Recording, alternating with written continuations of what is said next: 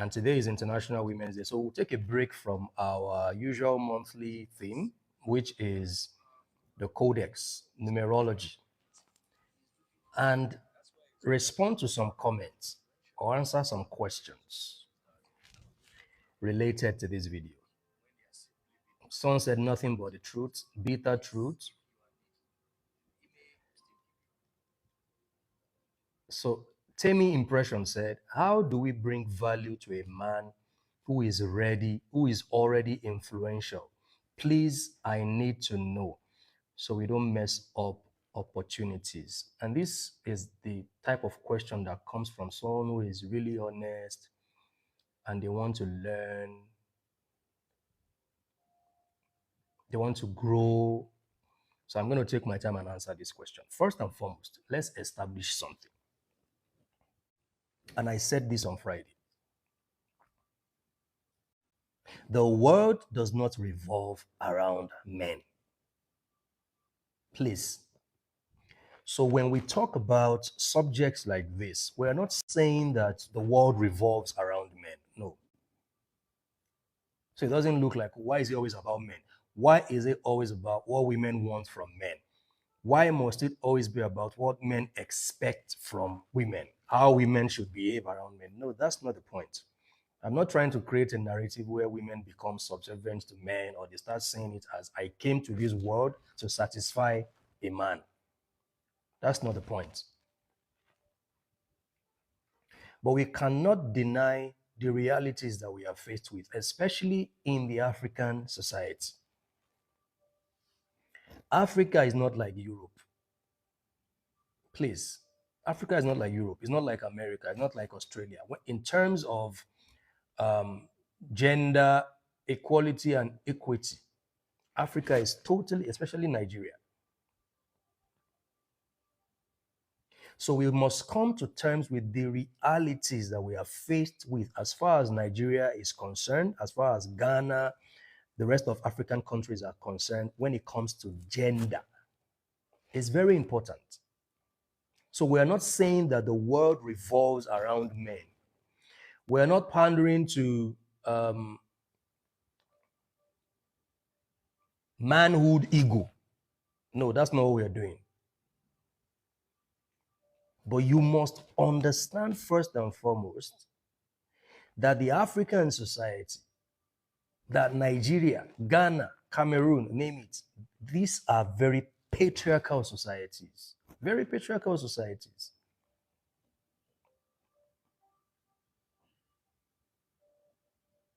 I am someone who pay attention to details a lot, and I study people, I study events. Men, even if a woman is hiring a man for a job, the man still wants to contend or challenge her position, even though she's the one paying him. A woman can hire a plumber or a carpenter, and she would give him instruction on, this is what I need done. Many times, the carpenter will still go ahead and do what he wants to do because he's a woman. He has forgotten that it is a woman. The woman is paying him for the job because we live in a very patriarchal society. And a lot of men, consciously or unconsciously, they are propagating the very extreme side of patriarchy when it comes to their relationship with women.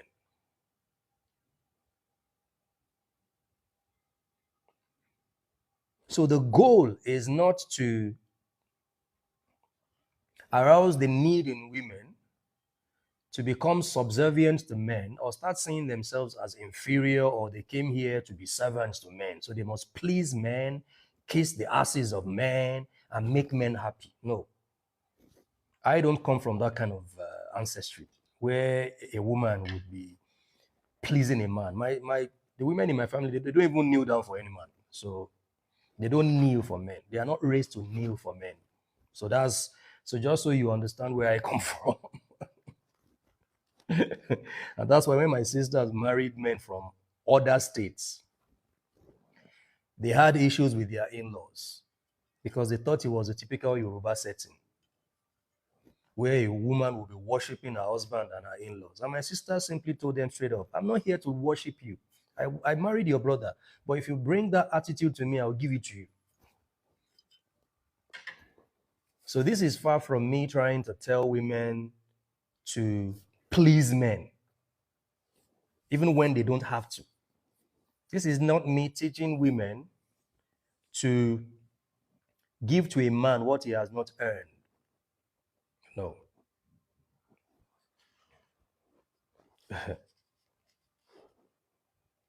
But we must come to a place of understanding and face the realities before us. And that fact is that this is a very patriarchal society.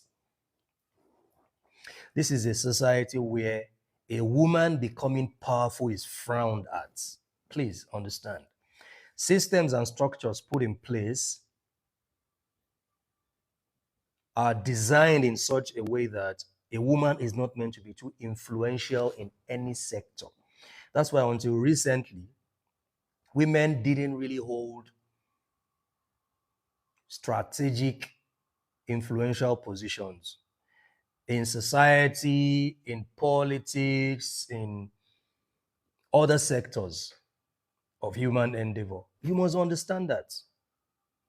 You have been taught that the totality and entirety of your life must be tied to a man. And a lot of women think that that is a soft life. I hope you know that. A lot of women think that is a soft life. For instance, one of the comments that I saw under that video was when a lady said that that's why when we women start making money, men become irrelevant and needless to us. But it shouldn't be like that. We all need each other. Because that statement was born out of the mentality that a woman only needs a man for survival. You don't need a man for survival. No.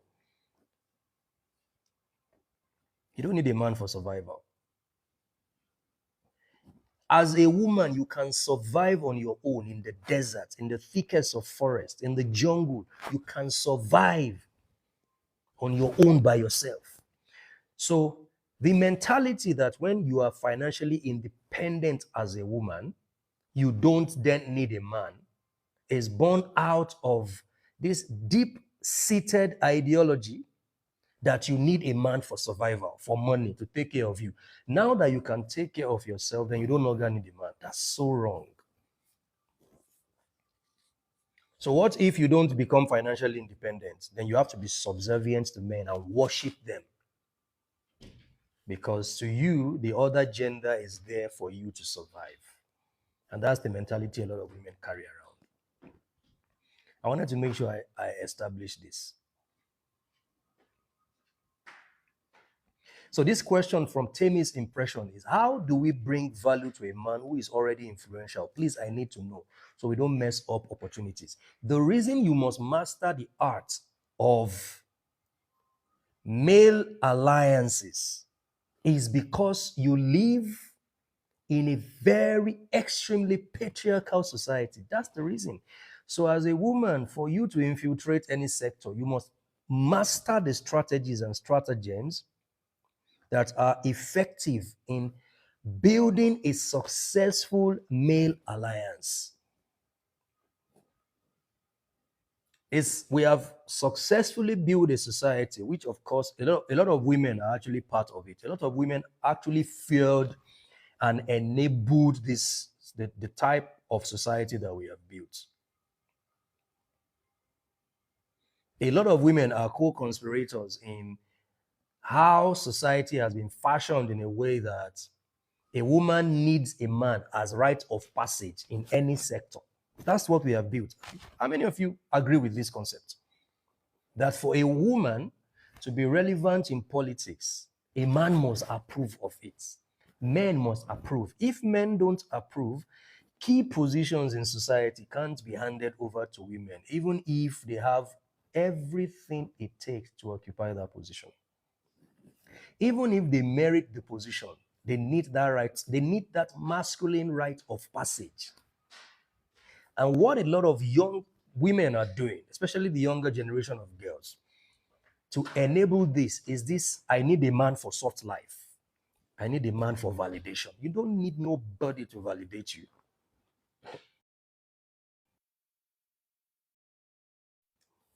Why do we need each other? Why do we need each other? Because the masculine and the feminine must form a symbiosis that enables not just procreation,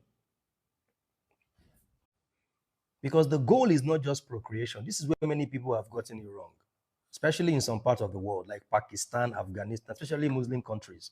They think a woman is only good for raising it, for giving birth to a child, for procreation. That's it.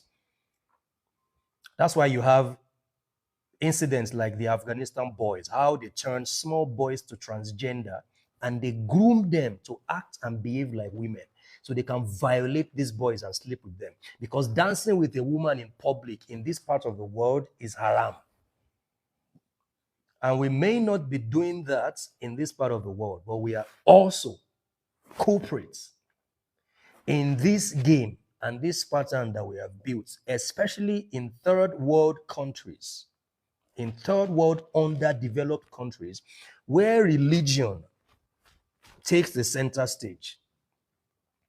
Let me quickly say this, and women listen to this. For you to be completely free in life, right, you must first be free from the chains and shackles of religion. Religion is highly masculine. Please understand that. Religion favors men more than women. So when we talk about giving up your religious dogma and doctrines and programming and embracing consciousness, and I see women resist that and they defend the same chains and shackles, holding them down, I just laugh. Like, these people don't regard you as anything. You're not meant to speak in the company of men. A woman can't lead prayer in a mosque. Have you seen a woman lead prayer in the mosque? So a woman is only good for the kitchen and the bedroom. Yes, there are parts of religion that integrate women into, the activities and whatever they do. But generally, in principle, as a woman, you are a second fiddle. You are inferior to men. That's what religion propagates. And I mean all Abrahamic religions.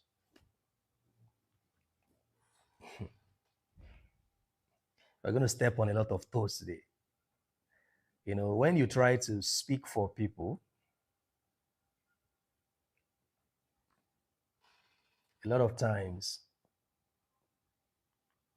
they fight you. That's when they fight you. People that you are speaking for, that are meant to be happy, they are the ones that will fight you. Why are you talking against my religion?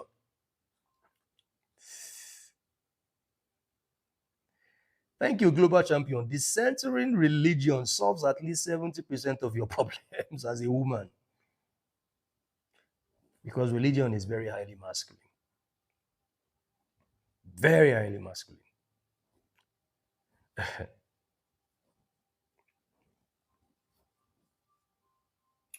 So, as a woman, how do you position yourself in a world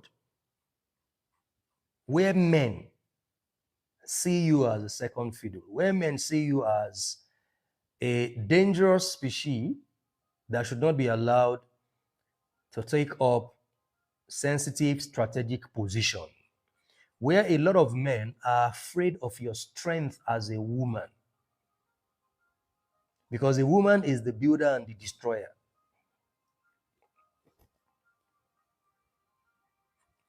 A woman is a builder, but she's also a destroyer.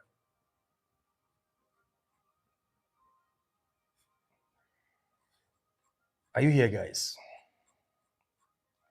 Type hashtags on the school. Let me know if I'm not talking to myself.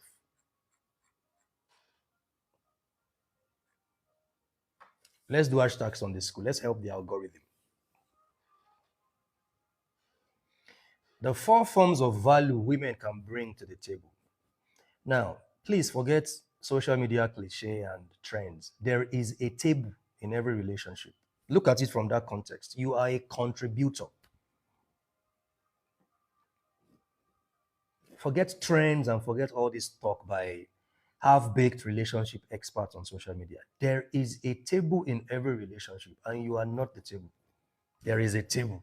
The relationship is the table. Yeah. So asking what you are bringing to the table should not trigger you, should not infuriate you, should not get you upset because you have something to bring to the table. Because you are meant to bring something to the table, especially when you are dealing with a particular class of men. There is a class of men that when you are dealing with them, you must understand the concept of bringing something to the table.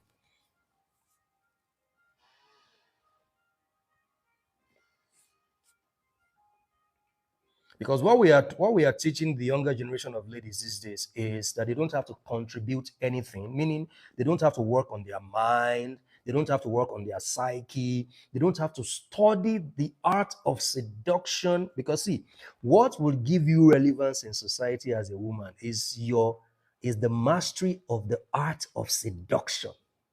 And men easily fall for seduction. And seduction is different from sexuality. Let's differentiate the two. If you're a woman and you want to learn, today you will learn on this live session. But if you want to remain an almajiri, you are going to attack and defend your mediocrity. But if you want to learn, you will learn and you will start deploying and applying these principles into your relationship with the men that dominate your sector. That's what's going to happen. You look at people like Hillary Clinton, even though I'm not a fan of Hillary Clinton or any politician for that matter. How Hillary Clinton is not subservient to any man in the American politics. Matter of fact, when you rate Hillary Clinton, she is just as influential as any other politician. How did she walk her way up the ladder in that social strata? How did she do it? Because she mastered the art of seduction. She mastered the art of seduction. When you master the art of seduction as a woman, right, you will almost all the time get what you want without bringing any sexual favor to the table. There are women who have done it. But when, as a woman, you see yourself as your body for a man's money, when you see yourself as someone that needs a man for survival, every sector you go into, you know what's going to happen to you? You are going to see the men there as people you need to sleep with to have any form of influence. Yes, America is not that much of a patriarchal society, but it also is. Let's tell ourselves the fact. America is also a patriarchal society, not just as patriarchal as Nigeria. This is how you know America is a patriarchal society. When it comes to gender balance, it favors women because when it comes to the aspect of divorce, men lose when it comes to divorce in America. Men lose more than women. But when it comes to strategic positions in government, you would still see that some dose of patriarchy in the American system. A lot of you women, you need to embrace and come to terms with your sexuality. You need to come to terms with you see, and your seductiveness rather. Now, when you master the art of seduction as a woman, it regulates your sexuality. Women who don't just give their body to any man is because they have mastered seduction. And the way to master seduction is to never see a man as a means of survival. See, a lot of girls see men as a means of survival. That's why they have to surrender their body to a man. But women who master seduction, and seduction, like I told you, is different from sexuality.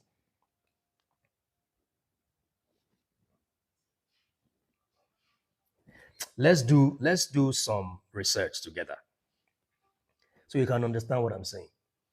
Are you feeling this? Today is International Women's Day. And I want to dedicate this session to women. So let's differentiate between seduction and sexuality. Meaning being seductive without offering sexual favors. That's what we're saying. Yeah. Seduction and sexuality are related, but not the same thing. I'm reading this to you. Many people confuse them, but in reality, they operate on two different psychological levels. Sexuality is biological and physical. It is the expression of sexual desire or sexual activity. So now there are subtle sexual activity that women propose to men. So you see, a woman meets a man who is influential, or meets a man, and the next thing she's making demands. She's giving the man the impression that she needs him for survival. She's already sending a strong message to the guy that because I am a woman, my my body, why are you making me laugh? My body is for your money.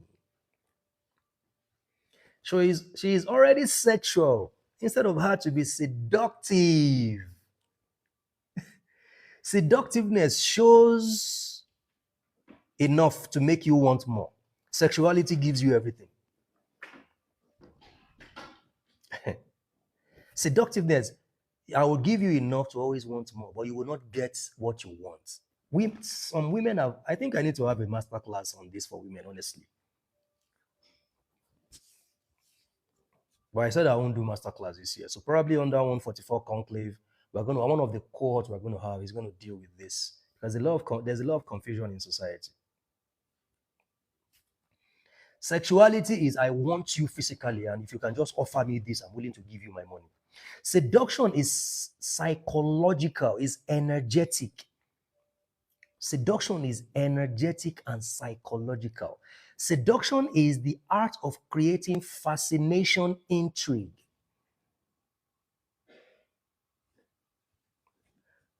Emotional pull without necessarily offering sexual access. Even I have used seduction for women before. Yeah. I know that you want to eat my gola, and I'm not going to give you my gola, but I'm going to get what I want from you.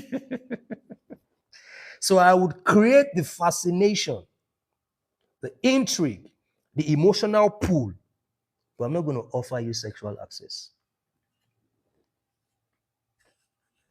This is different from leading someone on. No, it's different from leading them on. No. Every man that you meet as a woman, especially if you're one of those pretty women with your body is smashing gold and every man that sees you wants to eat you up, wants to taste your cookie. You go everywhere, everywhere you sit, they're asking for your phone number. And a lot of people, many times, people think that sexual attraction has more to do with. That's why women are now going to do BBL because they think it's by BBL. No, there are women who don't have BBL, but everywhere they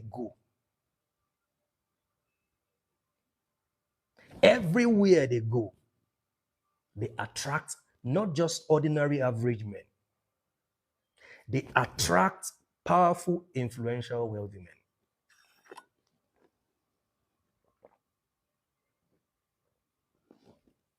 I've gone out with women who were never into makeup, no lipstick, nothing here, and every time we went out, not one, not two, not three men were trying to just get her phone number. Because guess what? She is seductive. And such women don't offer sexual access. Please, because they have mastered the art of seduction. We are laying the groundwork for this now, right? How many of you will attend a cohort on on this kind of topic if we organize one. So seduction operates through mystery. I've met girls who were saying to a man that you have to be paying me salary every month if I'm dating you. That is the dumbest and stupidest anything anybody, and they think it is right. You are telling a man that he must place you on salary and you are making it like it is a law. But it's not working for them. How many men that you have met that is sensible and he agreed to do that, and after 2 3 months he didn't stop? Because what you are doing in that case is, I want to offer you access to my body, but you have to pay for it. So there is Charming Viv, how are you? Morning. So there is the subtle Olosho mentality in a lot of our girls, and they think it is right because they follow and listen to people like, I don't even know her name. There is one clown on social media, one girl that a lot of you don't know. She's just making content, and you are following her content. I can't remember the girl's name. Right? Do I even need to mention her name?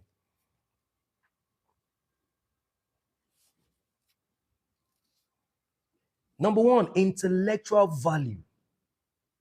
Intellectual value is seductive. Seduction is psychological and is energetic. And intellectual value is seductive. Intellectual value is not sexual. What will make a man stay with you, even though you don't adorn yourself with all the, I must do BBL, I must raise my breast, I must do this, I must do Kayam, I must do that. Yet, powerful men don't want to leave you alone. It is your intellectual value that seduces them, not your punani. No. This is how you know. This I've seen this a lot, and even from personal experience. And some of you women here, you have also gone through this. This is a safe room, so you can be honest. A man meets you and is so all over you. He couldn't let go.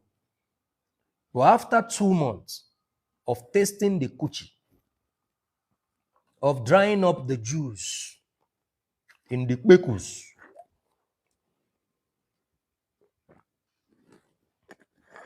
he has tasted the kpekus for 2 months. He has come, he has gone. You have come, you have gone.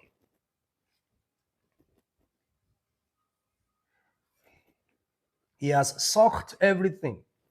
After 2 months, the same man that used to be all over you is now missing your calls.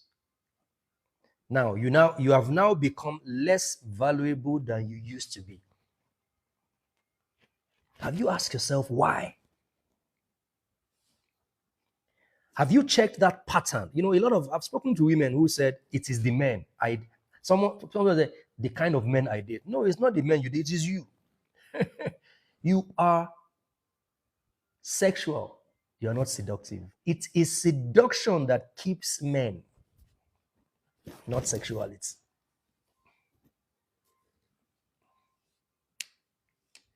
Queen Cleopatra of the ancient Egypt, when you really study their history, you fact check. A lot of you are more beautiful than her. One of the features in her body was that she has a big nose. Do you know what it means for someone to have a big nose? Do you have a big nose? Most of you here, your body is just as so perfect, like you went through a surgical operation to shape your body. I see some women and they're like, wow, this is such a great. You see some women in their 50s, forget about age.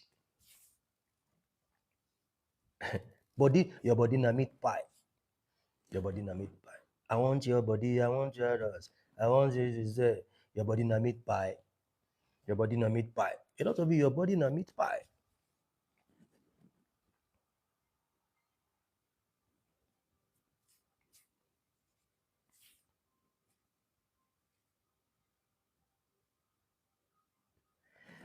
But listen, guys, it's not just about the body now. It's not just about the body. It's about the energy of that body. It's about the energy of that body. And that's what Cleopatra had. Go and read about Cleopatra. You know what that woman did? If you want to learn, not from all these charlatans calling themselves feminists. Back door, they will go and be begging and kneeling down to men. But social media, they will come and arouse some unnecessary anger in you against men. Go and learn from Queen Amina of the ancient Kaduna. Go and learn from Fumilayo Kuti. Those are women of influence and grace and glory. She was not, she had a husband. Fumilayo Kuti had a husband, don't forget. But she led one of the most powerful protests led by a woman in the history of Nigeria. The first female driver in Nigeria. She had a husband. How was she able to do all of those things? And that period, there was no social media then. Yeah? The leverage that women have, that they didn't even have it then. Even Jezebel before Christians demonized her, because you are meant to learn from Jezebel. I hope you know that. See, let me tell you one of the things that will give you ultimate freedom. You don't own your man. A lot of you women, you think that you own your man. No, you don't own him.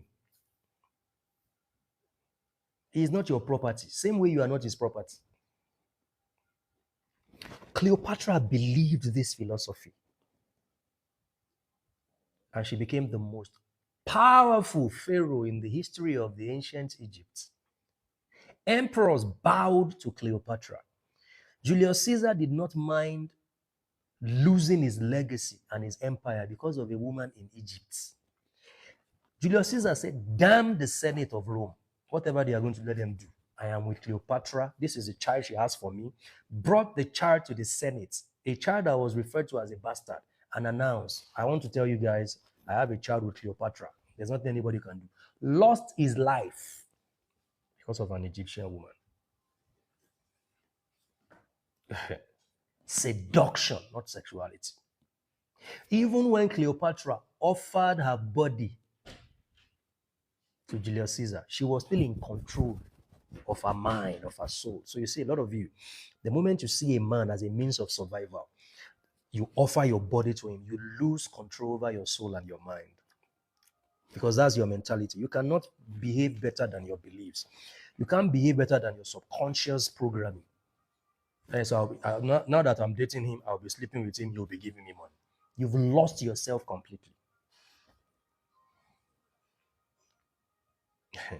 Seduction operates through mystery, through charisma, through emotional tension. Seduction operates through presence. Seduction operates through psychological influence. You are drawn to me, but I don't fully understand why. Why am I so drawn to you? I know women. Listen to me. I counsel women. I counsel success. I have a lot of successful female friends who are doing pretty well for themselves. They are not subservient to any man. They don't see men as a means of survival. And yet, listen, men bow at their feet. They get whatever they want without losing their integrity. So if they give a man their body, they are doing it with their consent. They are not losing their soul and their mind. And guess what they have been able to do? They have discovered that as a woman, you must be in charge of your soul. You must be in charge of your seductiveness. You must master the art of seduction, because when you do that, you're going to be in charge of your sexuality. So if you give a man your body, it's because you want to do it, not because you are pressured or you are desperate or you are hungry. No, you do it because I really feel this guy, I like him. We've done a lot together. Let me consent to this because he's a really cool guy. Because you are in control, and the moment you do it, no emotions attached. Do you want to hear stuff today? I want to be sure you can deal with some of the things I'm going to say. There is a psychological programming that society has promoted for years. This programming has been fueled, has been fueled from one generation to another. It is that when a man sleeps with you, you have become a spoil of war. So men see sexual intercourse as war. So they see women as something to conquer. So the bed for a man is a battlefield.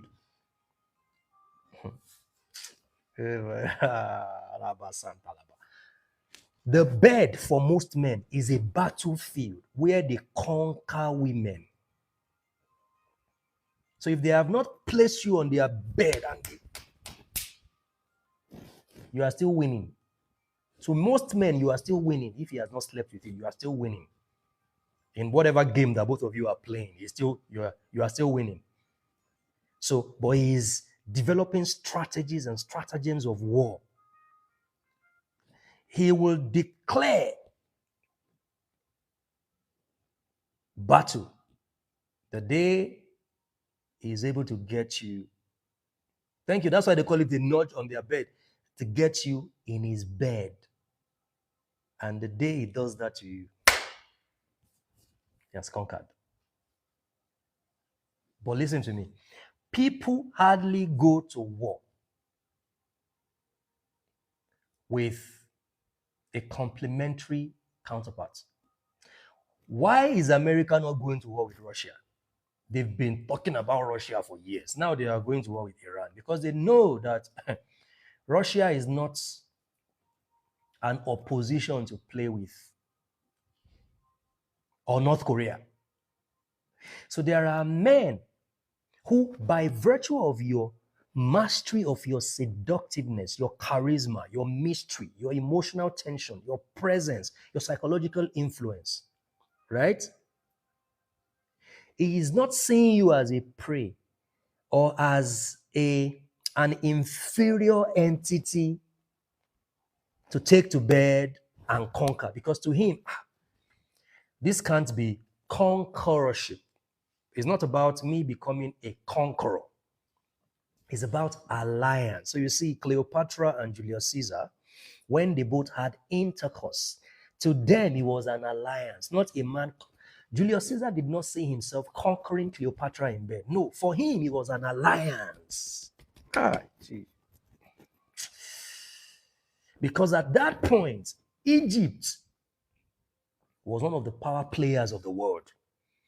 Egypt was the highest supplier, the highest producer of grains, of spices, of a lot of commodities. So Rome needed Egypt.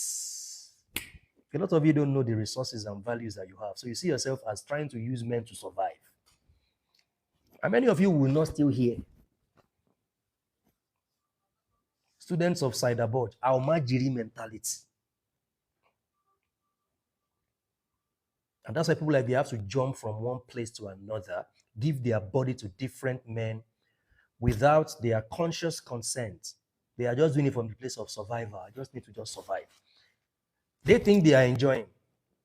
And that's why you see these men, they will only give you enough to be dependent on them. Intellectual value is seductive, guys. It's seductive. It's seductive. If there is no intellectual value, I cannot even do anything with you to start with, because you can't seduce. You are not seductive to me. Seduction does not see many of the things that a lot of women are taught to do. All this BBL is for sexuality, not seduction. There is a difference between seducing a man and offering sexual access. All this building of breasts, building of your back, all this is for sexual access. Let me elevate my looks so I can be at the top of my game in the relationship and sex markets. So men can see me and I can be more visible to them than the other competitors in the sex market.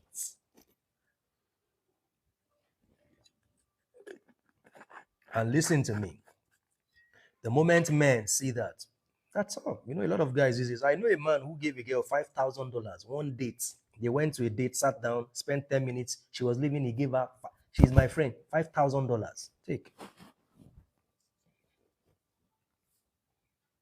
Till dates, the same guy bought her a car of 25 million naira.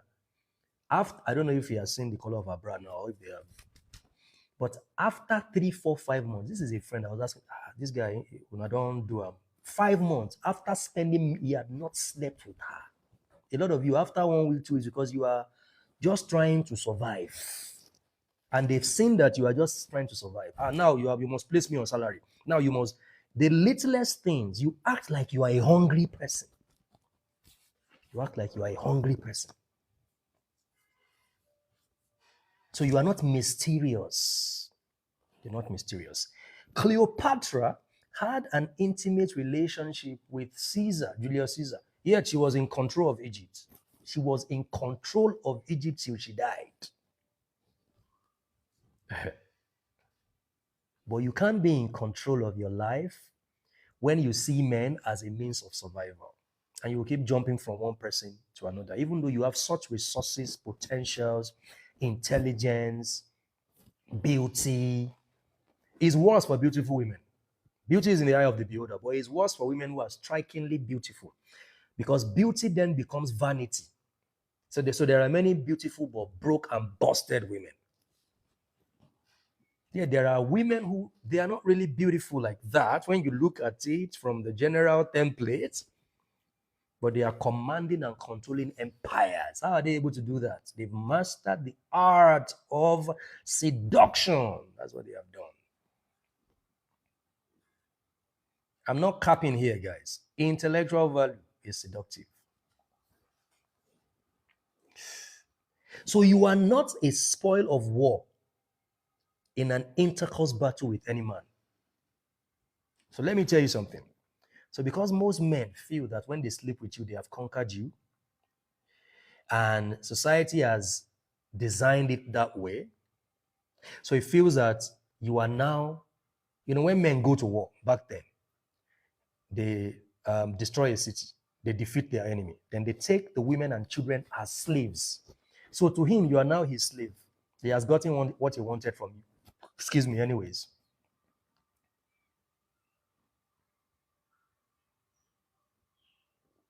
He has led you to battle and he won. He conquered you. You must erase that mentality from your consciousness and subconscious mind. So every man who has slept with you is not your master because he slept with you. You both slept with each other. You should never become a slave of a man just because he slept with you, especially if the intercourse was good. A lot of women, the reason why they would stay with low lives is because the intercourse is good. The first thing as a woman you must build. Powerful men respect intelligence. Powerful men respect intelligence. If you can contribute ideas, perspectives, insight, if you show that you are useful to yourself without a man, you have won the respect of responsible, powerful men. Thank you, Fortune. I like what Fortune said. You women, you must shun religion, whatever religion it is, and explore dark feminine principles. I'm going to teach men. We are starting the men's club again this month. I'm going to teach them some things. I'm teaching women today. You must start exploring dark feminine principles, except you want to remain subservient to men and be a second-class fiddle.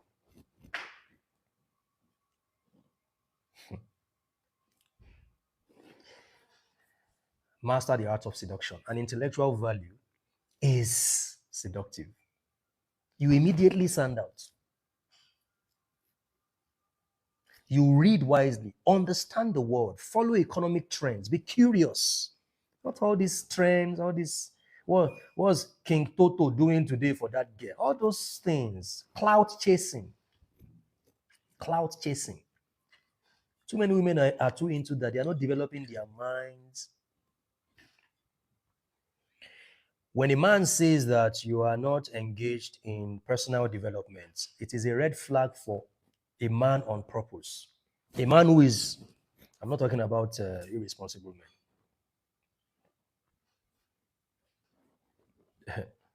The only green alert for a purposeful man is that you are also a purposeful woman, not a trendy woman. By the way, who is the queen of clout in Nigeria? Who is the queen of clout? Because there's someone, I don't want to mention her name. Everything about her life is clout chasing. And those are the people many of you women see as standards. Those are the people you see as people to look up to. Schizophrenic, unstable women. Let's continue, guys. We're addressing this question by this lady. One of the questions: how do we bring value to a man who is already influential? Please, I need to know so we don't mess up opportunities.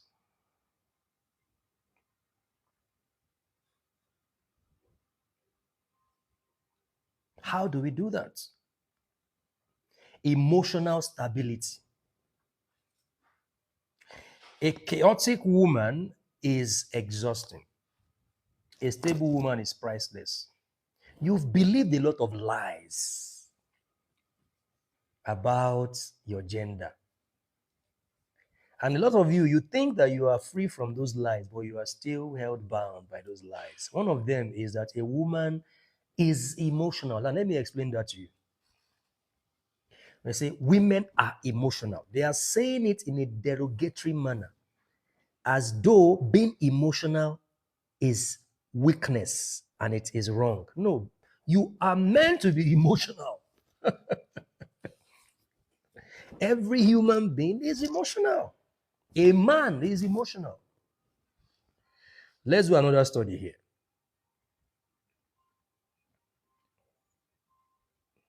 As long as you're a human being with a soul, you are going to be emotional. So, what you need is the mastery of your emotions.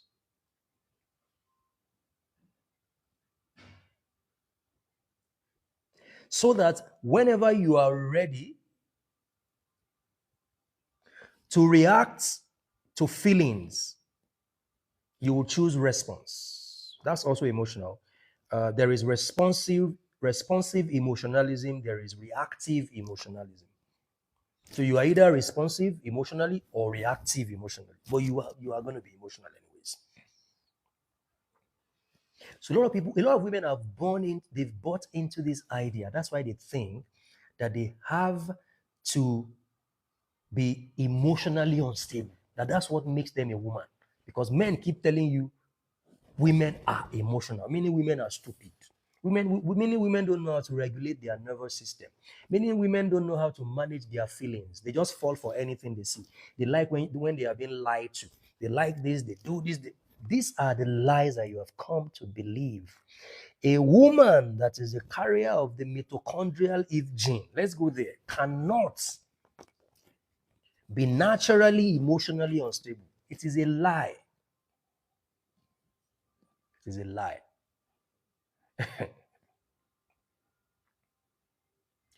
You can't be the only carrier of this is a concept that is biologically proven. This concept is biologically proven, and it is that the mitochondrial Eve gene is only carried by the mother. The mitochondrial Eve gene is passed from your mother to you, not your father. Now let's go there. Let's read this. I sent it to the Soul Sisters group the other day. And this is what every woman should know. The mitochondrial Eve gene refers to the maternal, listen, This is biologically, scientifically, archaeologically. What is not archaeologically, anthropologically proven.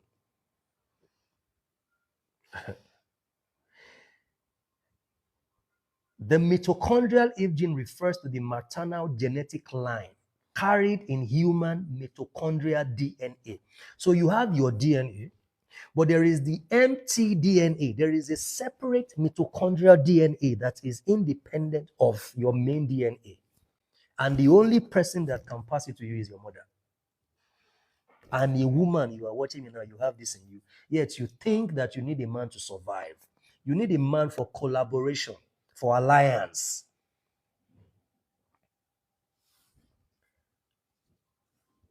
Not giving men the impression that, if you want to have my body, you must give me money. You are a prostitute. That's what it is.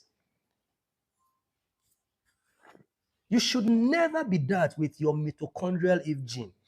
Now, listen to this, guys. Unlike most DNA, which comes from both parents, mitochondrial DNA is inherited exclusively from the mother.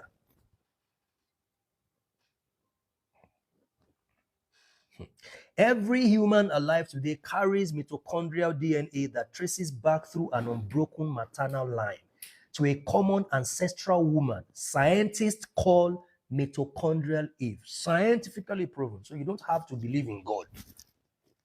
This is already fact-checked, fact-proven. It is all over the internet. Go and check it and do your own research. Fathers do not pass this genetic material to their children. Only mothers do. And you are a mother. You are a mother. You are a woman. Every woman born on earth is already a mother. Because the goal of life is to become who you truly are. That's why, thank you, Fortune. That's why your womb is the place and the center of your motherhood. So a lot of women, you don't do womb check. The state of your womb determines the state of your life. Because that is the proof that you are an extension of Mother Nature. Because every woman you see is Mother Nature personified. And it is your womb because you are a womb man, a man with a womb. That's what you are. Listen to me, guys. I've seen very few men, except from my own ancestry, who speak highly of women like this. Because we're not weak men. No, I've not eaten the other one. I still have it. Oh, great. Okay. Because see, I'm telling you all this, it doesn't make me less than a man. It doesn't mean you're going to come and then you are going to be ruling over me as a man. No. But you are meant to be the woman that you are. And I am okay with that. A real man is okay with a woman expressing her strength and living in her glory. A real man. That's why my mother will always warn me, don't ever go for a weak woman because the relationship will not work. My mother will always warn me. Things my mother warned me about.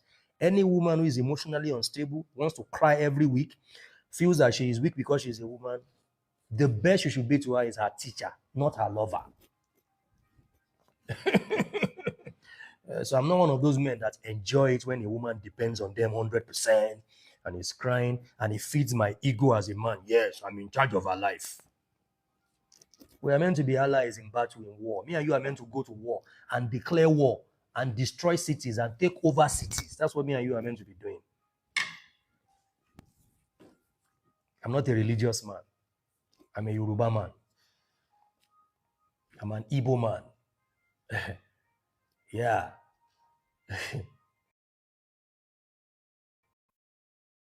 And how it works.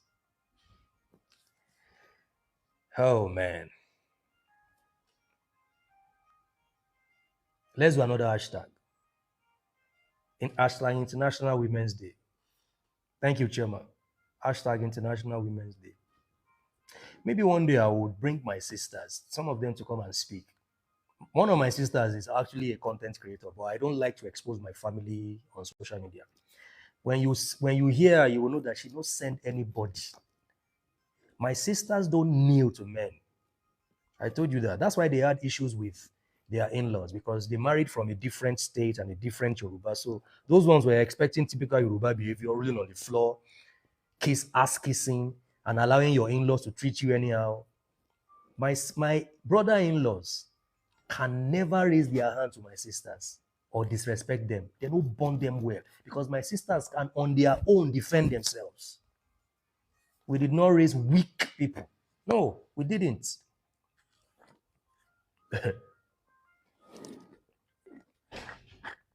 My best friend Ahmed will always tell me, one of the worst things that can happen to you, Femi, is to marry into a family where the men in that family are weak because they will see you as a threat and they won't like you.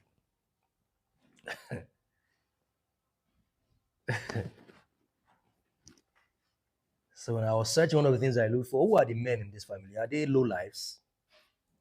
Are they weak men? Because a weak man is easily jealous of people like me. Because a weak man will always question, how come I don't have any guts? And this guy has guts.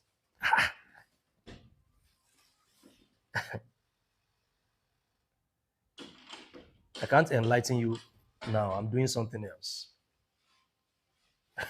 Watch my videos and you will understand what my page is about. There are other 140 people here that needs me to keep saying what I'm saying. Well, guys, you want me to take a break and enlighten banning tax?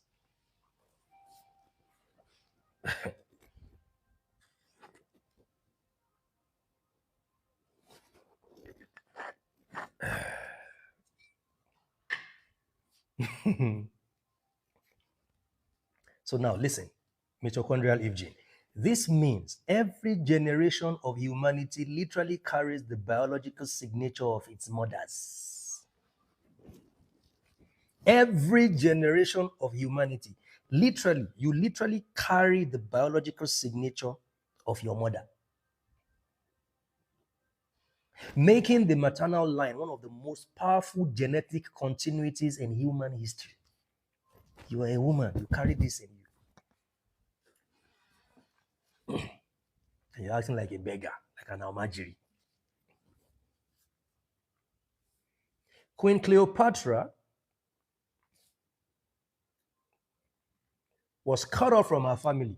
She had to run away. She was living in the wilderness. She had to strategically walk her way back to her throne. So it doesn't matter where you are in life. The day you decide that you refuse to see men as your means of survival, right? You will come to that strategic position in society because listen, the male and the female are meant to work together simultaneously. Not that the man is superior to the woman. No, that's wrong. Not that the woman is superior to the man. No. But when you even look at the concept of superiority when it comes to nature, the feminine in this context has a level of divine superiority, not in an egoistic, aggressive, disrespectful, cynical, rude manner, but in a divine feminine manner. That's what it is. And listen to me, if you are a woman who operates like this, any woman that cannot tell me, I want to do some rituals on your head now, I can never be with such woman. So I must respect you enough to sit down and tell you, can you perform some jazz on my head? Can you do juju for me?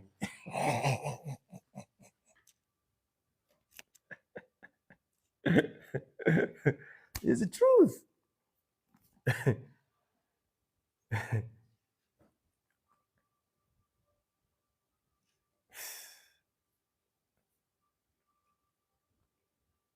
From a symbolic and philosophical perspective, this reality carries a profound message about influence, legacy, and generational transmission. Let me tell you something about my father. My father was a man, women gravitated towards him a lot. And he was not a tall man. My father wasn't really that handsome. He was a fair man. He was very fair. Fresh, but he wasn't tall. He wasn't. So a lot of women gravitated towards my father. So my aunt will always tell my mom, the way you are allowing this man, the way you are allowing this man, the freedom you are giving this man.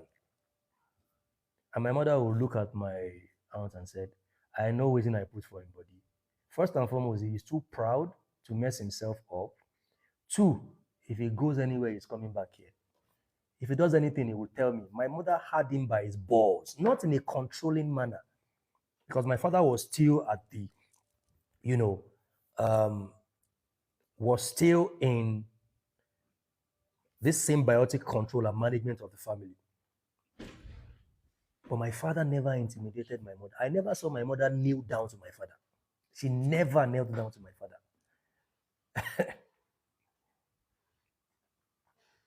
Please.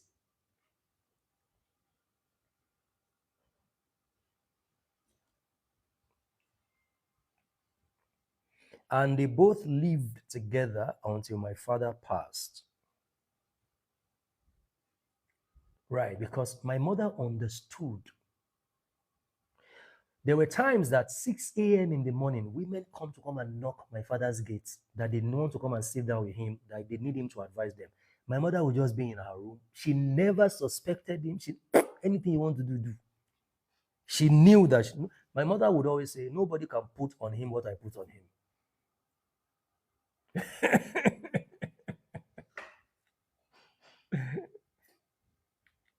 So everywhere he goes, he's coming back.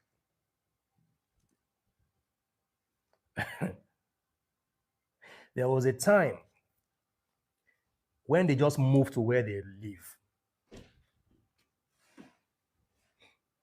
that armed robbers came to rob. Armed robbers came to rob my father's house. They've been robbing other people's houses and they've been going away with it. So it was my house, it was the turn of my house, so they came to rob my parents.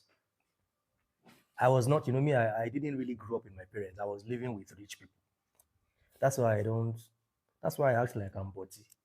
I'm not from a rich home, but rich people took me since I was young. I was living with rich people, traveling with them.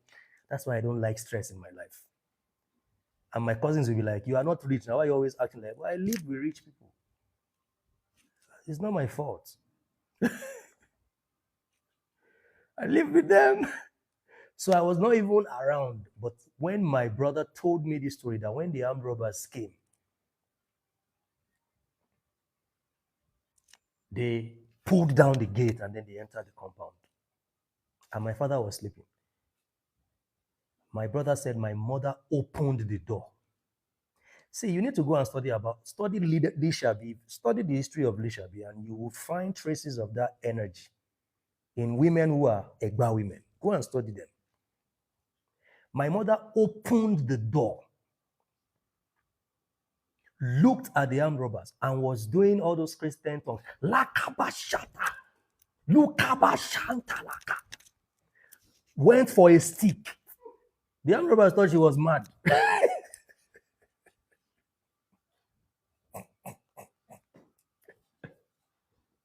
Was chasing. It was my mother shouting that made my father wake up. So when my father woke up and also followed my mother to chase them. So my father started chasing them. My mother had to go back home. My mother started saying, stop, they have gone. My father had to now come back home. So when they came back home, my brother said, my mother looked at my mother and said, so why did I wake up now? Since you're already taking care of the situation. So my brother said, my father then started arguing with my mom and was upset that if you were already taking care of the situation, why did you use your noise to wake me up? So my father was okay with my mother taking care of the situation because he believed that she can take care of it. We are not weak men. I know many people are not so fortunate to have such men in their lineage, in their ancestry. But this is the original divine order. A woman is not a weaker vessel. No, she is not. You have believed a lie. You have believed a lie. A person, an entity that carries the mitochondrial Eve gene can never be a weak vessel. Now listen to this.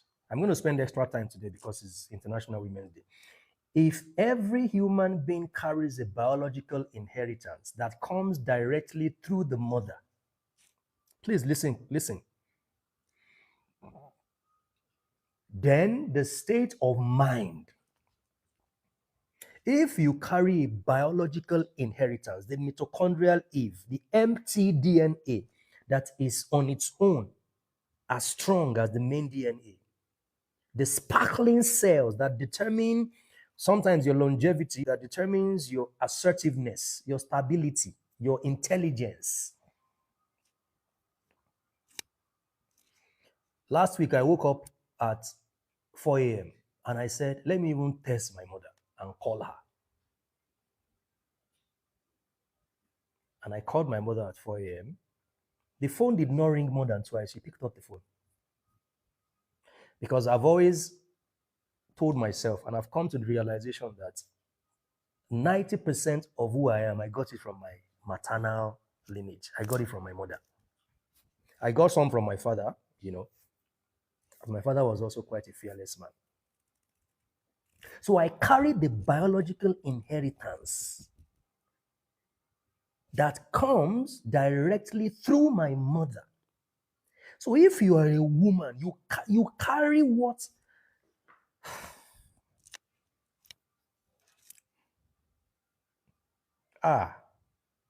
The state of mind, the resilience, the health, and the consciousness of women has deep implications for future generations.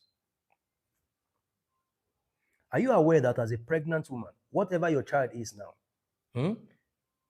your state of mind when you were pregnant, partly or fully influenced the child that you have now?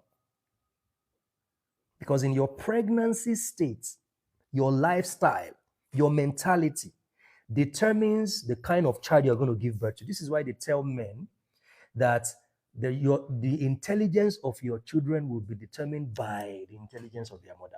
So if you marry a Mugu as a woman, expect Mugu children.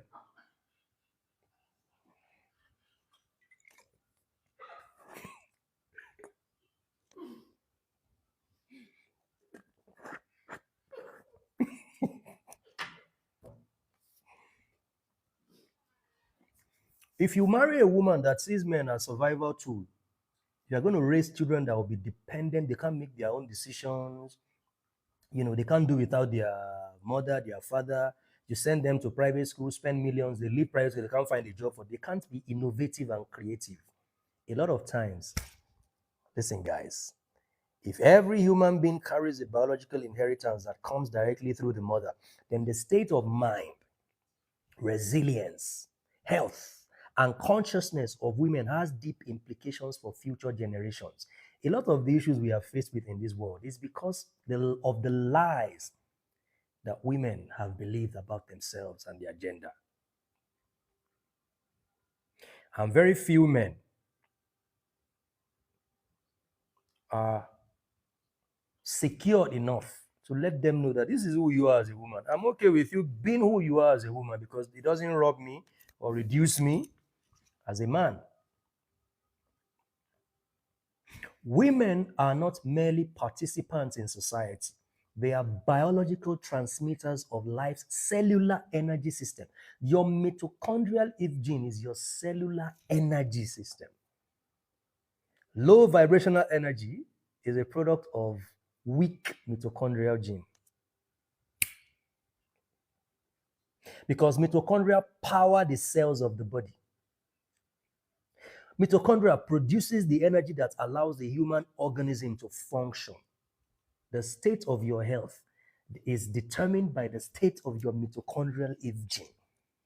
In that sense, the maternal line is not only passing down genes, it's not only passing down genetic codes, it is passing down the very engine of life and vitality. That's what it's doing. That's what you carry. I don't carry these things as a man. You carry it. You, woman, you are the one that carry it. So why should I allow you to be weak? I remember being with someone and I told her, I said, and I was always encouraging her to be strong. And she thought the reason why I was encouraging her to be strong was because I didn't want to provide and protect. And I simply said, let that be the end of this. Because I will never be a man that aids and abates this proclivity to be weak and vulnerable because you are a woman, always dependent, seeking validation. That's what religion wants you to be. So that you can be used. Because the glory and grace of a woman who is unconscious is useful to society. Is useful for the furtherance of social agenda. Yeah, let women withdraw their support from religion and see how religion will become very weak. Let women withdraw their support from entertainers. Let women say we're no longer supporting Whiskey and Davido.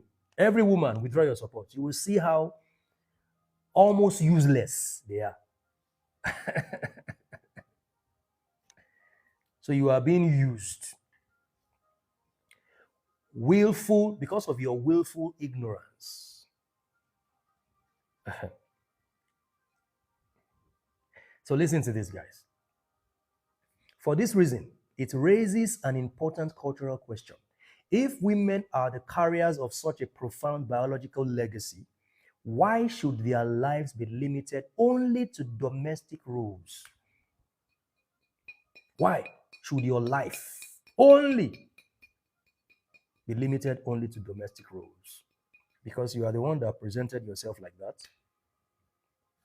The same women who transmit the energetic blueprint of humanity. So women transmit the energetic blueprint of humanity, are equally capable of transmitting vision, ambition, intelligence, achievements. They are capable of doing that. When a woman expands her mind, pursues excellence, and builds success, she is not abandoning her role in society. She is elevating it. The lie that you are only good for the bed and the bedroom and to have children is the reason many of you are frustrated and depressed. You know, there is something more in you. But now, you have been robbed of that glory because of marriage and children. And listen to me, it is easier for children, like Ayo said in the group, that it is easier for children to forgive a purposeful, fulfilled, rich mother than a broke, busted, needy mother. So you choose. You choose. There's too much in you. There's too much in you. There's too much in you. It is a broke, busted, and the world is changing. The world has evolved, especially with this younger generation of people. If you are a broke grandmother, nobody will call you. But be a rich grandmother and see how your grandchildren frolic around you and everybody wants to be with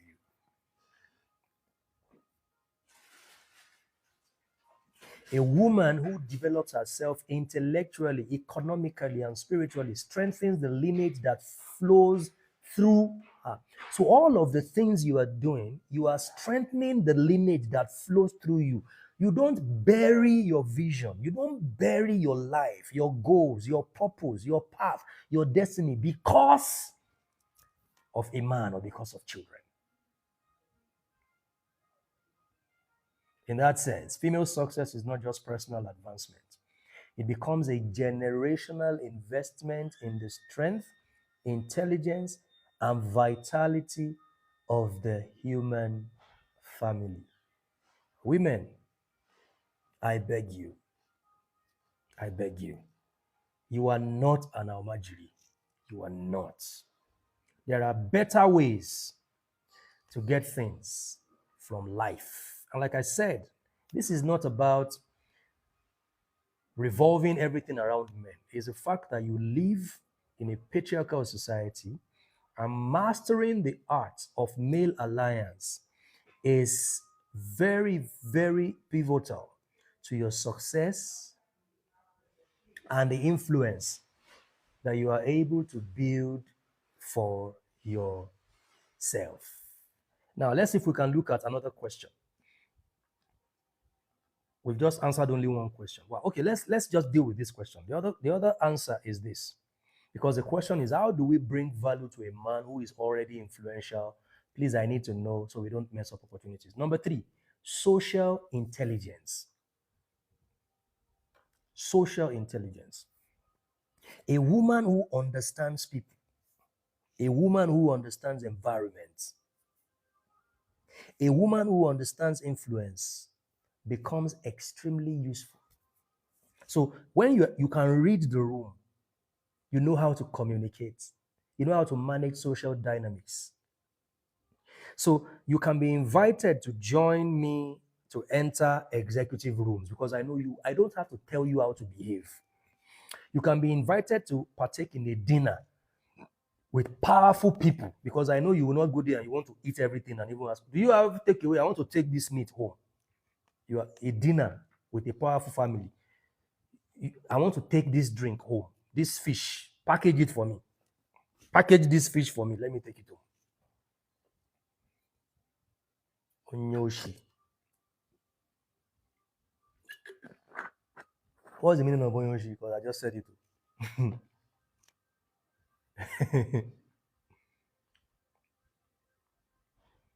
You are invited to a dinner with, his friends, and you are ordering everything on the menu. Lack of social intelligence. Lack of social intelligence. You be thief. You can't read the room. You don't know how to communicate. So listen to me. Men are proud of having a woman who has social intelligence. He wants to take her out. Why do you think politicians, most of them have more than one wife, right? But there is a particular woman they present to the public. They are smart because she has social intelligence. The one that doesn't, they hide her. Make she no go for their hand. If you have social intelligence as a man, you become a trusted confidant because it can take you to any room.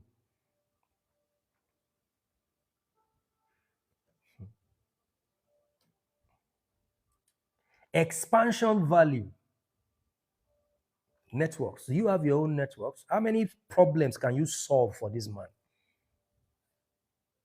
I am the table, that's all. No. How many problems can you solve? I heard the story of a young man who wanted to start a company. MI, Mr. Incredible, I think started a tech company. And he said, one of the first investors was my wife. She didn't just stop there.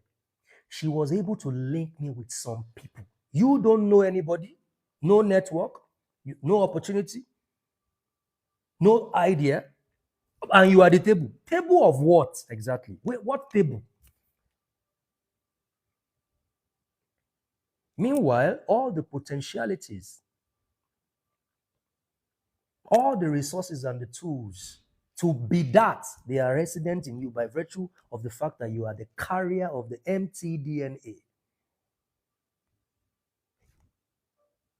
Yeah, you are the mtDNA. You carry it. So the idea that you don't have to do anything other than the fact that you are a woman is a lie that society has, you have come to believe.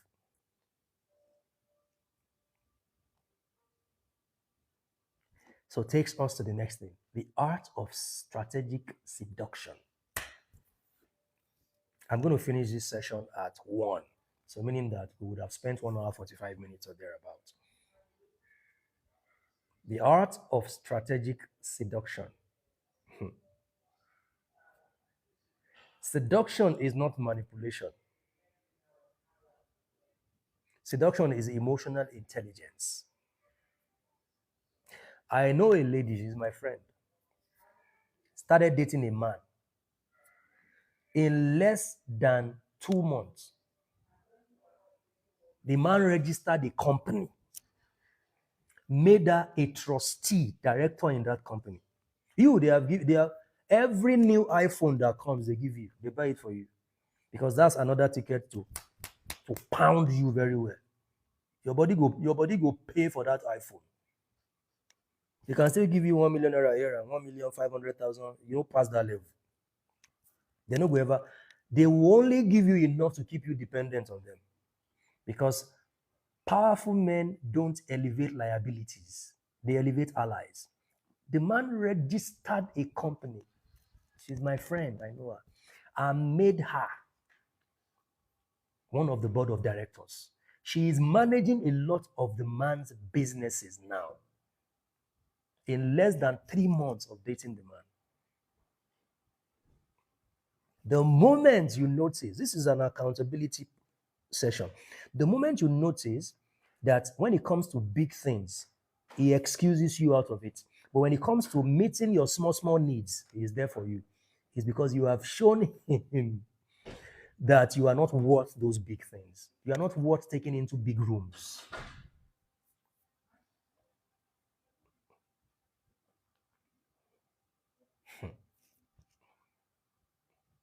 I hope you are ready for truth. So there are liability signals to avoid. You need to avoid liability signals. Constant financial requests. Even if he is a billionaire, very soon he will start avoiding you. And guess what? I told you on Friday. He can ignore you for 3 months because he knows that if he wants to have you back, he can always have you. You are subservient to him because you need him to survive. He won't pick your phone for 3 months. Then maybe one day he remembers the frequency of your punani. I told you on Friday, I said, every punani, every bekus is an energy field vibrating its own unique frequency. So your bekus has his unique frequency, and he wants to feel the frequency of your bekus because he's tasted others recently. It's time to feel this one. Let me just call her today. Hello, how are you? You have not been answering my calls. I've been calling you and you have refused to answer me. In his mind, he's like, you. I will feel the frequency of your bekus. Oh yeah, sorry now. He may not even say sorry. I've been very, very busy. In your mind, you will say, yes, it's my time. I'm going to get back at him. He must pay for all the times that he did not call me. In your mind, you are in control. In your mind, you are in control. He must pay for this. Before I see him, he must buy this. 1 million naira is nothing to him. iPhone is nothing to him. You are fooling yourself. And then he says, okay, send me your account number. This is how you are allowing yourself to be used and degraded by men. They don't see you finish. And then guess what he does? He sends you 500K, 1 million, even, let me buy you the new iPhone. He buys you the new iPhone because it will be free in 2 weeks' time. Maybe he's coming back to Nigeria, he'll be less free. He has something to do in 2 weeks' time, and he's preparing you to experience your bekus, the frequency of your bekus, because he's been tasting other, men, they like varieties. So he prepares you. The moment he comes back, it's time for you to pay for the iPhone or the 1 million you took. You will pound you. That's how a lot of women are living their lives. That's how men are operating and living with you. But you see, there is a woman in his life that is ever present. That woman is at the center of his life. She's at the center of his life. Listen, sisters, if it's easy for a man to cut you off, it's because you were not valuable in the first place. He just stopped picking my calls. You have shown liability signals by virtue of your constant financial requests. He must do it to prove that he is a man. He doesn't have to prove anything to you. You are not entitled to his money. It doesn't have to prove nothing to you. There are many like you anyways, If you don't give him, there are other bekus frequencies he can go and taste. When he has your time, he will come back and give you 1 million or give you iPhone or give you 2 million and taste your bekus. Whether you like it or not, that thing you are hiding. He will pound you. Suck all the juice. Move on. Because not just, I will not, you have to do just boasting for nothing. He will still do what he wants to do with you. Oh God, man.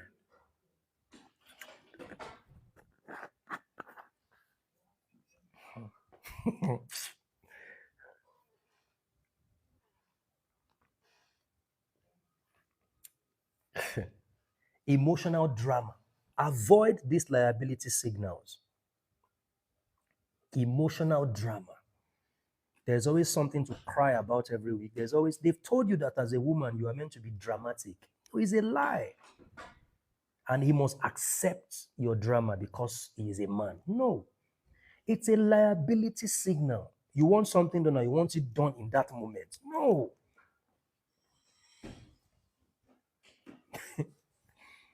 I have guys who they thought their wife was troublesome until they stepped out of their marriage and then they started dating some of these young girls. In less than 3 months, they ran back to their wife's home because they realized that I beg, let me just stay with my wife. These ones, they come with a lot of baggage, constant financial requests, emotional drama, lack of direction. You don't know what to do. You don't know what you want. These are liability signals. Dependence, always wanting to depend on a man because you see a man as a tool of survival. If your life has no structure, no ambition, no direction, you will always appear as someone who needs management. And powerful men who are living a life of purpose, they don't want that kind of drama because they already manage too much. They are doing too much already.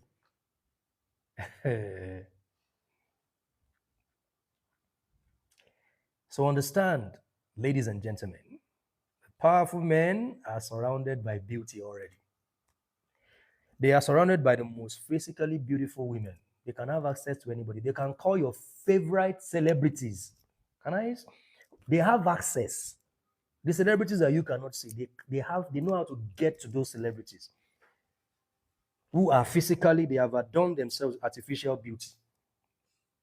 Powerful men are surrounded by them. That's not rare. You know what is rare? You know what is rare? Intelligence is rare. You know what is rare? Composure is rare. You see that on now on social media, there's always clout chasing. With all the artificial beauty, and now that she's claiming she's born again, she is still clout chasing and she's still dramatic, unstable, schizophrenic. So you see, what is rare is a woman who combines intelligence, composure, curiosity, emotional strength, strategic thinking.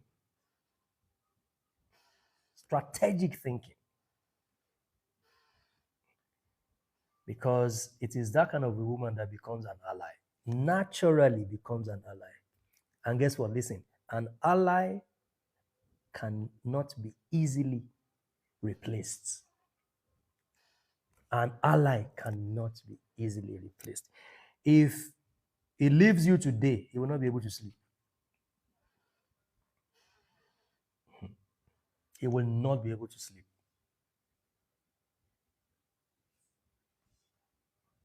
He will not be able to sleep.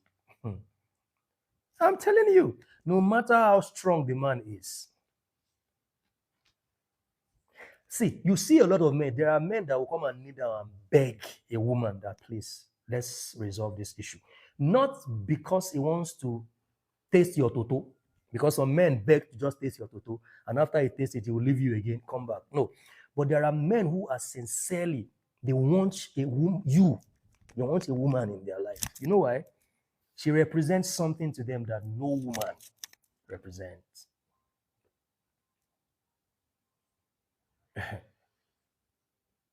Forget you are saying me, Femi, this guy is so strong. I have begged. Please, let's work this out. I beg you. I cannot imagine my life without you. Beg, cry self there. I even cried. Me, Femi Jubal. Cried in the presence of a woman. Please, we can work it out.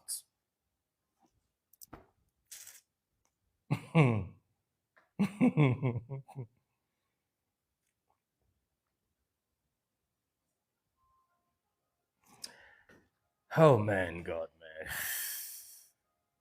Now let's look at this. Let me give you a simple test as we close. Let's have a simple test. Yeah, you see, Christy said, "Nalai, I can't cry because I look like I am not that vulnerable." You see, but there is no man on earth. Eh?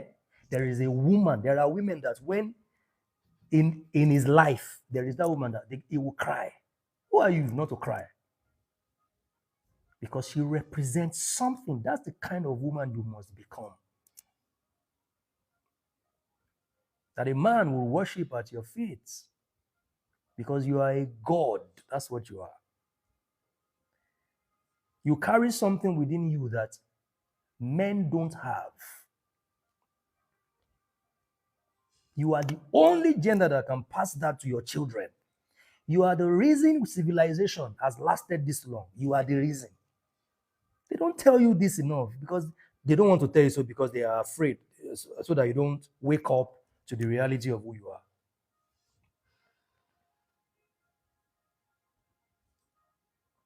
Let's look at this story.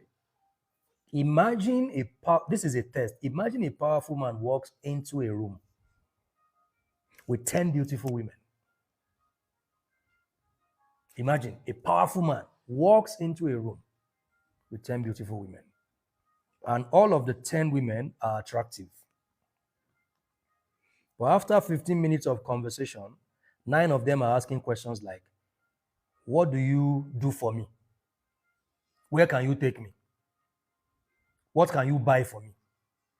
Then one woman asks a different question, even if it's Dangote, even if the man is Dangote or Tedola. Let's assume one woman just stepped in and says, what problem are you currently trying to solve? Now, the dynamics of that meeting and conversation has changed completely. That's what it is. It has changed because one woman is thinking like a participant in his world. It's not a liability. So the others are thinking like beneficiaries of his resources. What can I get from him? If you're not giving me money, why should I be with you? I've heard some statements and I'm like, this is so wrong. Guess which one becomes interesting? Just ask yourself.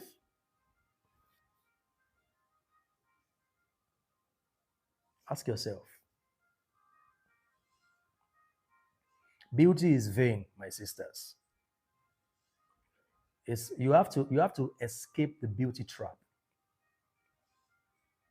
You have to escape the beauty trap. Because it is a dangerous trap for beautiful women because they think that beauty alone is enough. They'll just be chopping your beauty until you grow old. You grow old, and then there are other younger women. You know, a lot of these men, they are hunters. I asked somebody who is an elderly man, I said, why you've married 3 wives? Let me ask people any question I want to ask them. Why are you marrying this girl that is just in her mid-20s? He first said, because his religion permitting. But joking later, he told me, he said, this one, it would be tight. Men are that ridiculous that you should never give them the impression that you are replaceable, that they can just have you however they want, whenever they want, because you need them to survive. Oh no, it beclouds your judgment. You know what it does to you? It covers your glory and grace, the virtue, the power, the potentials that you have to become. I have seen women who are becoming their authentic self in this world, and they have men in their lives, and yet you can see the symbiosis, you can see the collaboration in their relationship because they are not almajiris. They're not almajiris. They're quiet, powerful women. Quiet. There is a type of woman powerful men can never forget. She's not the loudest. She's not the loudest. She's not the most demanding. Men avoid this. No matter how rich a man is, there are girls that anytime you are with them, you must spend money. There must be debits on your card. Whenever you are with them, you must spend money. But a quiet power woman is a memorable woman. She listens. When she listens, she understands. When she gives advice, it's going to improve the outcome. She makes things better. She has activated her improvement gene. So she has activated her improvement. So whatever she is involved in improves. Hmm. Powerful men are surrounded by beauties. All men, matter of fact, especially men who are, and they've said that women are hypergamous, that women like to date people who have something to offer. And I tell you, not real women, it doesn't begin with money. What's this guy's social intelligence? His purpose. I'm not talking about audio purpose. A lot of men, they are pursuing audio purpose, non-existent purpose. I'm talking about a man who is grounded in his purpose, right? Women are attracted to such men because now she has seen a man that she doesn't have to play the role of mothering. Although, listen to me, guys, there is still that mothering part of you that will serve your man. I'm not saying serve like a slave. But now she has seen a man who is not bringing liability to her. That's the quiet, powerful woman. Quiet, powerful woman. Because men are surrounded by beauty. Men are searching for allies. Men are searching for allies. Men are searching for allies. That's what they are searching for. And listen, a lot of men who have worked their way to the top, he's gone through the fire. He's been burned several times. He has alchemized his pain to power several times. He has suffered. And he has been able to build something for himself.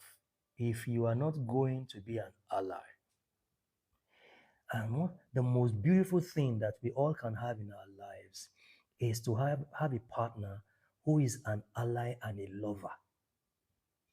Imagine having sexual intercourse with a partner who is an ally. Everything is meaningful. Imagine having conversations with a partner who is an ally. No competition. This one is not trying to overshadow this one. This one is not claiming I'm the man. You must do this. You must bow down. You must roll on the ground. They are both working together. Not that they are not going to have issues. It's not about perfection. It's about genuineness. When there are issues, they know how to resolve their issue. Every issue takes them to the next level in their relationship. Imagine having that in your life. The world is already chaotic. You don't need to bring people into your life that will come and stress you, make unnecessary demands, put you on the edge. You have to prove yourself. That's why if you are here, you are a young entrepreneur, whether man or woman, you are building something for your life. Stay away from people who demand that you prove yourself. You don't need to prove nothing to nobody.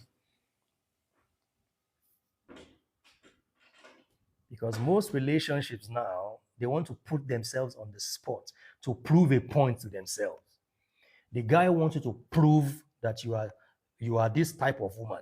The girl wants you to prove that you are a man that can do this. So she would stretch you, create a scenario where you have to prove yourself. Don't prove yourself. I was dating someone who wanted me to prove my love for her with Valentine's Day. So on the Valentine's Day, I didn't do anything.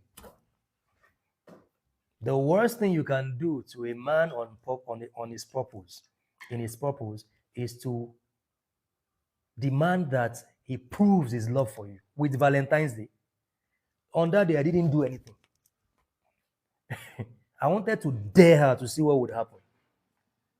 Because I don't need Valentine's Day to prove my love for anybody. If she had done it the right way, I would probably have, but you want me to use Valentine's Day to prove what? A white man story. No, no. The women who understand strategy will know exactly what I mean. So leave this session with strategic thinking. Develop conversational intelligence. You must have emotional stability, ladies.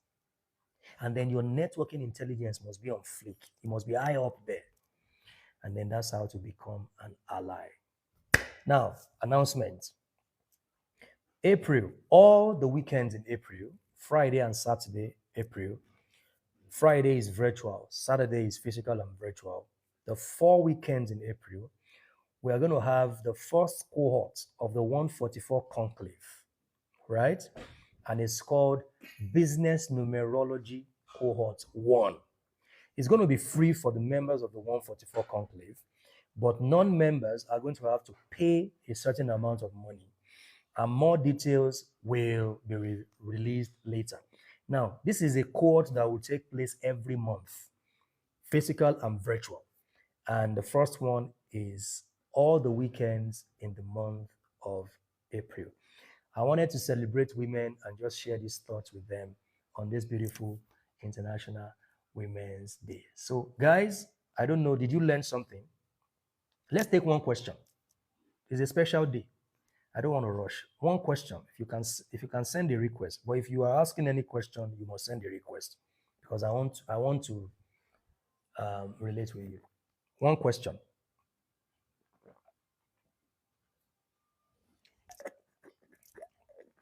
Queen Saf, thank you. Charming Viv, thank you. Oh, Emmanuel, how are you? Sedis Spam. I like he said, I shall not be pounded anyhow anymore. Protect your cookies. Repackage your cookies. Rebrand your cookies. Imole, thank you. It's time to rebrand the cookies. Pauline, thank you. Thank you. I learned how to be seductive with my brain and values that I bring to the table. I know life is not easy for a lot of women. And we have to just send some positive energy. A lot of women out there, they gave up their vision and their dream for marriage, for their children. My mother said something that, really got me thinking. My mother worked for one of the men that later became the governor of my state. And this man trusted my mother so much. We stayed in his hotel last time when Abeokuta. The man, he owns that hotel. The man that my mother worked with, he is the owner of that hotel. Yes. So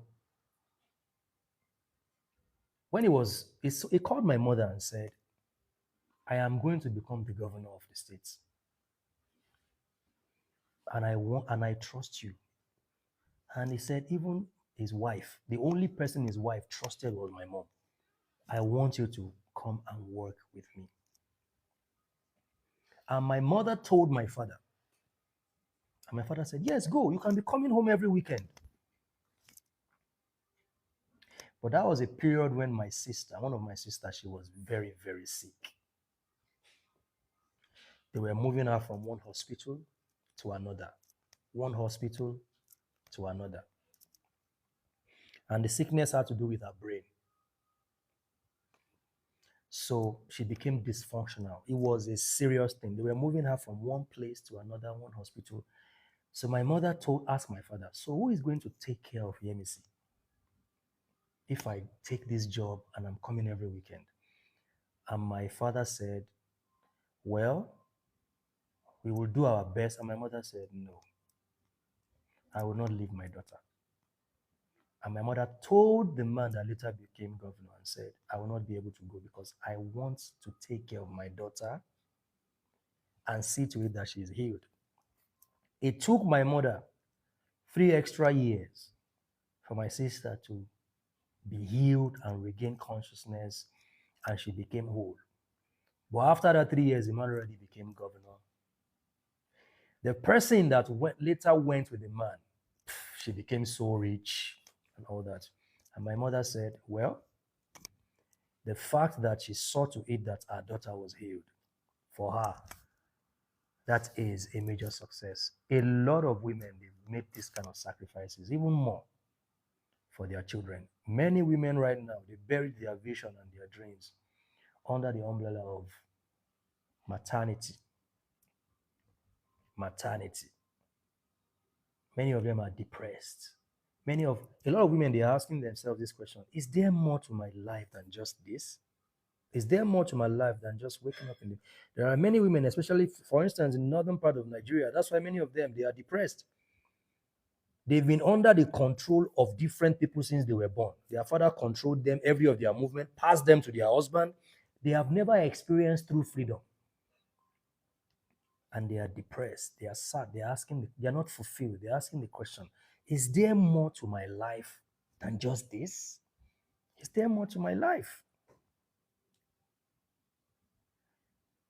But you must be the catalyst for change. You must be the catalyst for change. You must break the status quo. You must break this evil, vicious cycle that reduces women to second-class fiddle, to second-class human beings in society. You must be that one.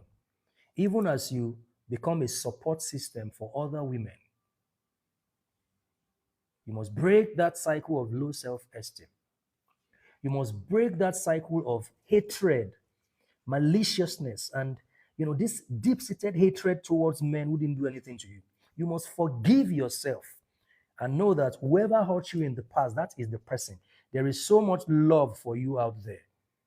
There is a man out there who wants the best for you. And that man exists in the moment right now. And you must let go of the ones that hurt you. You must let go of all this feminist bitterness and hatred and step into your season of love and affection. There is a man that will treat you like a precious jewel that you are. But if you hold on to past hurt and pain, you will not magnetize that man, because what you are looking for is always looking for you. The law of correspondence: as above, so below, as within, so without. As above, so below, as within, so without. So thank you so much for joining the session, and I wish you a happy International Women's Day. Don't be scared to live again. Great Guru says she is scared to live again. Don't be scared to live again. There are better days ahead for you. There are better days ahead. Some of you just need recalibration. Some of you just need to start seeing yourself. You've lost your beauty to the challenges and issues of life. You are beautiful, but it's no longer visible. But you can bring that back up to speed. Anoint your head. Anoint your head. Change your garment. Start dancing, like wine your waists.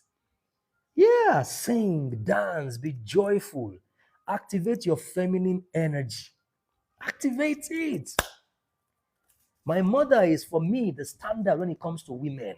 With everything she's been through, always happy, never sad, energetic, doing her thing, living her life. If with everything she went through, she's still standing. And they had more struggles and challenges than this generation. You can rise again. Activate your feminine energy. Is the most sacred energy that exists. Is a fertilizer of life. Your empty DNA, your mitochondrial Eve gene, you are the carrier of that gene. You give us, we men, you give us the spark of life. You determine our strength. You determine our confidence, our intelligence. So if you are the source of all of those features in us, why should you be less? Why should you be less? Why should you be less? Let's have some of our beautiful sisters who just sent requests. Imamena, can you hear me? Hi, everyone. Greetings, Mr. Femi. Thank you. Greetings. Yes, I can hear you now. Yes, I can hear you too. Go ahead, please. Happy International Women's Day. Happy International Women's Yes, Day. Thank you. it's what you were talking about. All this while, ever since I have been an adult and I've been in the dating in the dating pool or whatever, I'm always looked upon as, will I say, the mumu? Because most at times I know for sure that the men value the fact that I do not always ask them for money. But I thought it was actually a problem for me. But with time, I realized it sort of gives me an upper hand. And when it's finally time to, will I say, exit from the relationship, for some reason, the men don't want to just leave me. Like,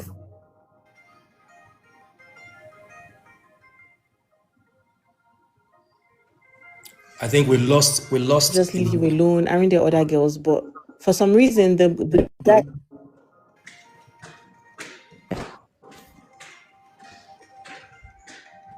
Hello.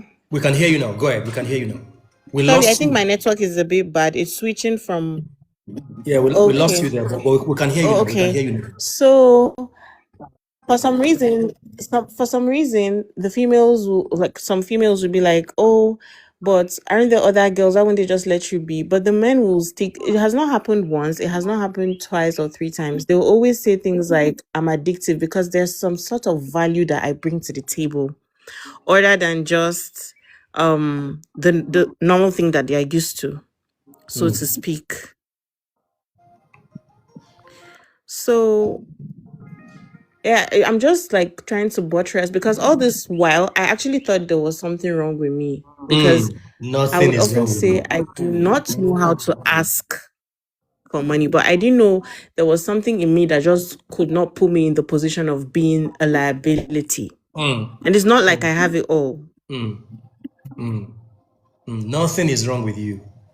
Nothing is, and I'm sure by virtue of this session, you have been able to pick one or two things to confirm that, I've picked a oh, lot. yeah, like, oh, nothing is wrong with me after all. Nothing is wrong with Yeah. you. And happy birthday in areas, because I think I saw something about your birthday. Yes. Yes. Yes, yes, yes. Yes. Happy Thank you. birthday. Thank you. Thank you. Thank you. You are welcome. Let's have Yomi Designer. All right. Looking forward to the 144 conclave. All Definitely. right. Bye. Cheers. Thank you. Yomi Designer. Go ahead. Ugochi. Greetings, house. Greetings, everyone. Greetings, Mr. Greetings. Femi. How's it going? All is good. All is good. Thank you so much for the message, Mr. Femi. Even yesterday's live was very intense. The pre-post you made before the live the day before was also very intense. Today's class too is also very, very intense. We women need this information, and I'm someone who believes in solving problems from the root, not just the surface, from the root. And the root cause is that we have a flawed dynamic. Men and women, the culture that we've been taught or trained, the dynamic we've been taught is very flawed, right? How we approach men, how men approach women, it's very flawed. Let's start with women, for example, right? Because I believe everyone should also take responsibility for themselves. We women have been kind of trained to be irresponsible, to not know our own value, to not embrace, discover our own value, right? Most women are trained to be male-centered, focus on the man. Anything you want to do or want to achieve in life should be more in tune with ending up in marriage, more in tune with getting chosen someday, right? It's never about discovering yourself as a human being. What value do you carry? What are your skills? What are your interests?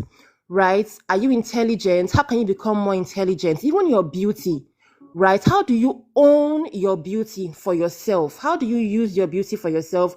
not so you can be chosen, right? So there is we women are from a very young age, and it's most times it's even also a subconscious messaging, right? It's a subconscious programming. It goes right through, it passes right through your conscious mind and goes straight to the subconscious.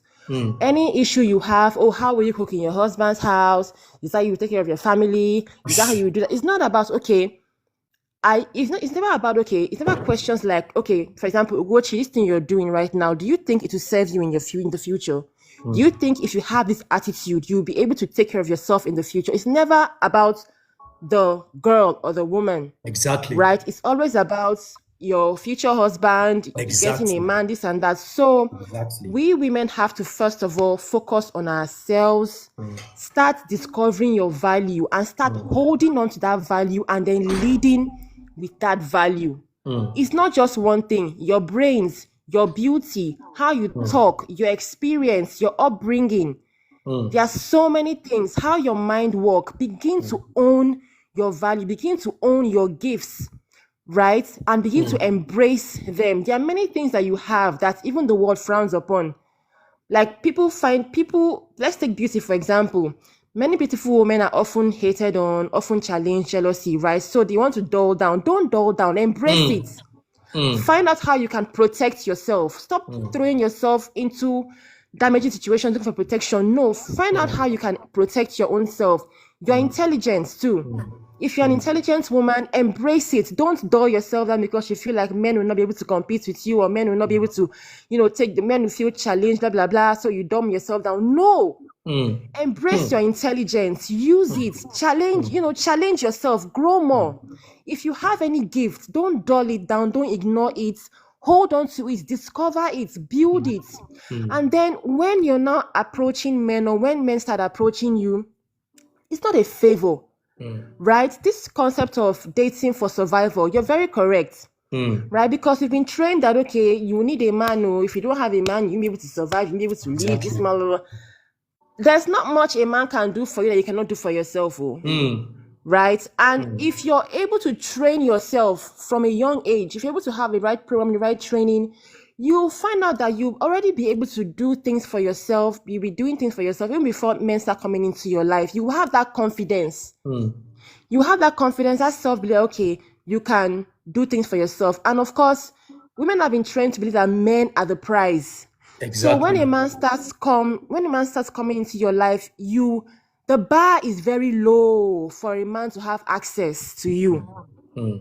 If he can give me money, no problem. If he doesn't beat me, should a man be beating you before? Exactly. If he's not verbally abusive, he will have access. Should a man be verbally abusive to you before? Exactly. Like the bar is so low, and it's not helping you as a woman. It's not even helping the men as well, because there is no challenge. Challenge allows for growth. Right? So challenge allows for growth, challenge allows for creativity.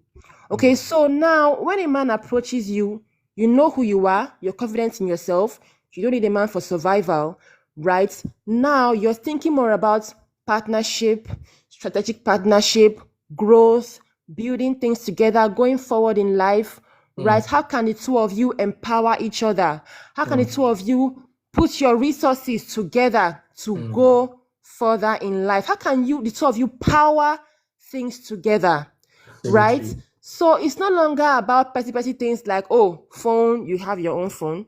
Wig, you can have your own wig. You can buy those things for yourself. Your rent, you can pay for your own rent, right? So now there are heights in life that you want to get to. There are heights in life that the man also wants to get to. And the two of you can begin to be like a dynamic duo. Exactly. Right? Empowering each other, strategic partnerships. So this is it. So we need to start looking at the roots. Look at the root problem. Women, please know yourselves. When a man asks you, what do you bring to the table? Please, it's a very valid question. I know we find that question very, very triggering.